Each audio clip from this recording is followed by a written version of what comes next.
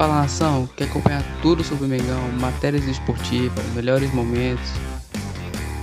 Então já não perca tempo e se inscreva no nosso canal. Também não se esqueça de deixar seu like e ativar o sininho das notificações para não perder mais nenhum vídeo. Saudações rubro-negras e fique com o vídeo. Abraço. Com o Fla-Flu, Fluminense começa o clássico na frente. Que público no Maracanã. Tava lindo o Maracanã hoje, né? Para esse clássico, olha aí, imagens do jogo então. E vamos então, pessoal, falar a respeito dessa partida em que o Flamengo vira para cima do Tricolor e vence por 2-1. Foi seu destaque aqui, Mauro. A gente viu muito, né? Estávamos aqui divididos, assistindo praticamente aos dois jogos ao mesmo tempo e tal, no segundo tempo. E a gente viu no segundo tempo, o primeiro tempo muito igual, mas no segundo tempo o Fluminense buscando, pressionando, e aí o Hugo se destacando. Que quem se mostrou mais presente no segundo tempo foi, sem dúvida alguma, isso ainda é o gol do primeiro tempo. Mas no segundo tempo, assim, foi um jogo bom.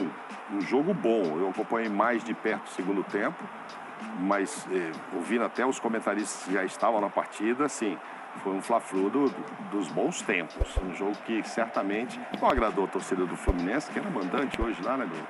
Hoje o jogo era Fluminense, né? E isso, no começo do jogo, tem uma névoa, não é neblina, não. É a festa do pó de arroz, feita pela torcida do Fluminense. Que hoje era o mandante. Certamente essa turma não saiu feliz, até porque o Fluminense vem do resultado de 10-1, né? Então, quem sabe, se esperava mais gols e tal. Mas o Cano, como sempre... essa aí não, né? Essa aí foi o Hugo, né? Mas o Cano fez o papel dele, né? Não dava para de novo querer fazer 3 gols, como ele fez lá no 10-1. Afinal de contas, se tratava de um Fla-Flu. Mas muito igual no primeiro tempo e muito Fluminense depois que sofre o segundo tempo. Assim, se terminasse 2-2, por exemplo, não seria nada anormal para esse jogo, Nivaldo. O que chamou a atenção foi o tempo que o Flamengo levou para entrar na partida. Um jogo de futebol tem 90 minutos. Um terço dele não teve Flamengo. Não teve chute a gol do Flamengo. Significa meia hora do jogo, né? Acho que é algo que o Paulo Souza... Não tinha chute a gol, né? Vai pensar. Não tinha chute a gol. E tinha um Fluminense muito inteligente, né? Como soou acontecer com os times de Fernando Diniz, não é, Brayler? Um time bastante inteligente, com uma estratégia que deu certo. O time sai da frente. Mas depois começa a pesar aquilo que ultimamente não vem pesando, né? O Flamengo tem jogadores melhores. O Flamengo tem um elenco melhor. O Flamengo hoje, mesmo num jogo em que, por exemplo, o Arrascaeta sai de campo cedo, o Flamengo conta, e o Brayler falou isso, com a redenção de alguns jogadores muito importantes, né? O Andrés faz o gol, faz o lance do segundo gol junto com o Gabigol. A redenção do Hugo é uma coisa emocionante. Esse rapaz ter um Fla-Flu como Marco, a gente sempre fala isso, né? Quem sabe um Fla-Flu como Marco, isso acabou acontecendo hoje. Ele começou o jogo ainda sendo vaiado pela sua torcida e acaba o jogo sendo aplaudido. E falando em torcida, a nota também sobre o comportamento da torcida tricolor, que não parou de apoiar em nenhum momento, mesmo depois da virada, e acaba o jogo fazendo festa. E hoje foi um jogo atípico, um Fla-Flu atípico, pelo menos em relação ao que vinha sendo os últimos jogos. Com exceção do primeiro jogo da final, o segundo, aliás, que termina empatado, que o Fluminense tem um volume maior, geralmente era o Flamengo tomando a iniciativa, o Flamengo com mais posse de bola, e hoje o Fluminense teve 62% de posse de bola, 17 finalizações no jogo inteiro, quase o triplo do Flamengo. Então foi um volume de jogo que desde o começo da partida o Fluminense já ensaiava. O Fluminense é melhor no começo, faz o gol merecidamente, uma falha de marcação do Flamengo. Acredito até que teve um pouco do Davi Luiz, que acompanha só a bola e não marca o segundo pau, sabendo que o Cano geralmente explora essa casquinha na área.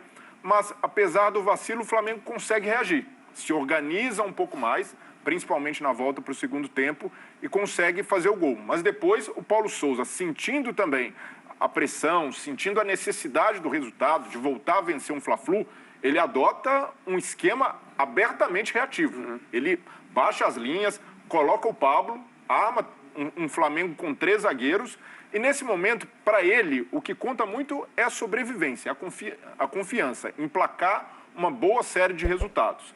E, sendo pragmático, ele conseguiu alcançar o objetivo, mas foi um Flamengo que tomou muitos sustos. Flamengo que não fosse o Hugo Souza, teria saído com a derrota do Maracanã. Tanto, né, Breli, que das 17 finalizações a que você se referiu, 12 do Fluminense foram no segundo tempo, quando o Fluminense teve 76% de posse de bola. Então, e o Flamengo teve uma finalização no gol no segundo tempo, que foi exatamente o gol.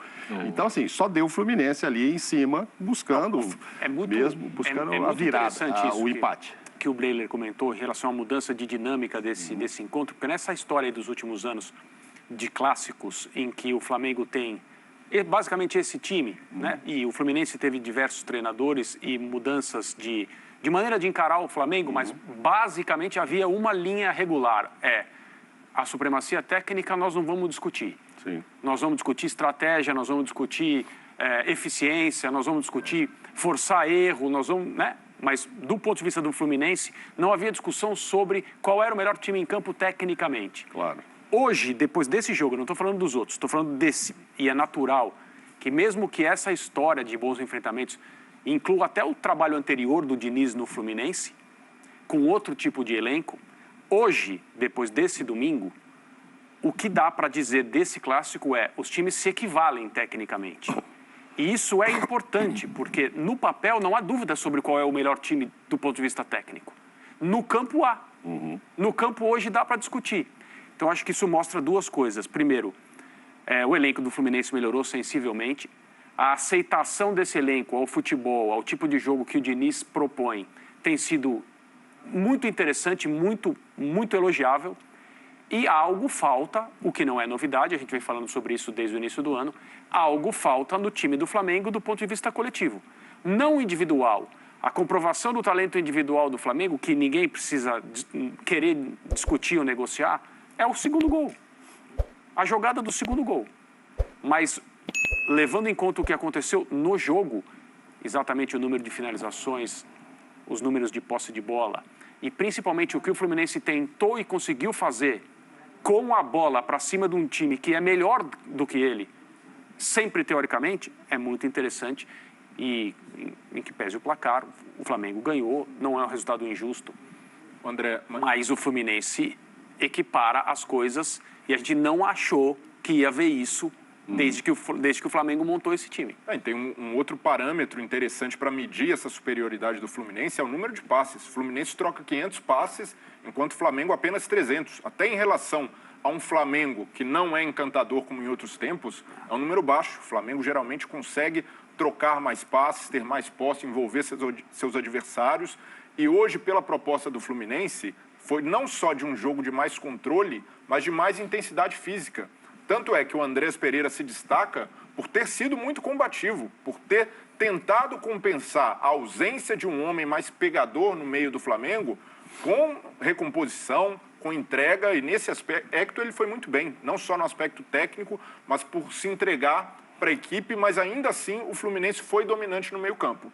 O Wellington e André têm uma dinâmica maior que Arão, e principalmente o Andrés, que não é esse segundo volante de origem, e por isso o Fluminense ganhou terreno por ali, ganhou a maioria das divididas, ganhou a maioria das recomposições. Fisicamente, o Fluminense estava muito mais inteiro, muito mais enérgico que o Flamengo para o Clássico.